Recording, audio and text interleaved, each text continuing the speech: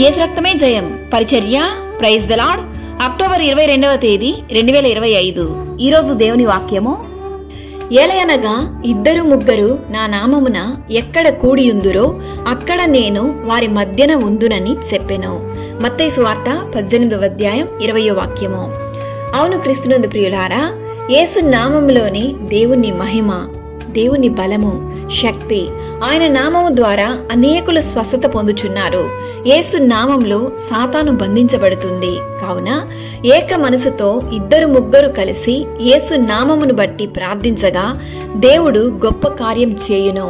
దేవుడు ఏక మనసుతో చేయు ప్రతి ప్రార్థనను ఆలకించును. మీలో ఇద్దరు తాము వేడుకొను దేనిని గూర్చేయనను భూమి మీద ఏకీభవించిన ఎడల అది పరలోకమందున్న నా తండ్రి వలన వారికి దొరుకునని దేవుని వాక్యం సెలవిస్తుంది.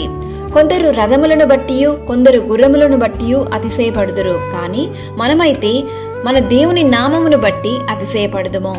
దావీదు కీర్తనకారుడు ఈ విధంగా పలుకుచున్నాడు, నా ప్రాణమునకు ఆయన సేద తీర్చుచున్నాడు, తన నామమును బట్టి నీతి మార్గములలో నన్ను నడిపించుచున్నాడు అని.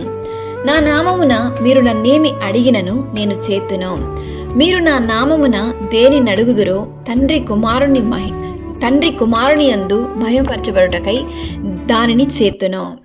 ప్రభువు నామమును బట్టి ప్రార్థన చేయు వారందరూ రక్షణ పొందుదురు అని దేవుడు చెప్పుచున్నాడు. కావున దేవుని సన్నిధిలో మోకాళ్ళుని ప్రార్థించదమా? దేవుడు మనకు అనుగ్రహించు ప్రతి దీవెనను పొందుకొని ఆయన నామమును మహిమపరుద్దాం. సకల ఘనత, మహిమ, ప్రభావములు యేసయ్యకు మాత్రమే కలుగును గాక. ఆమేన్. God bless you.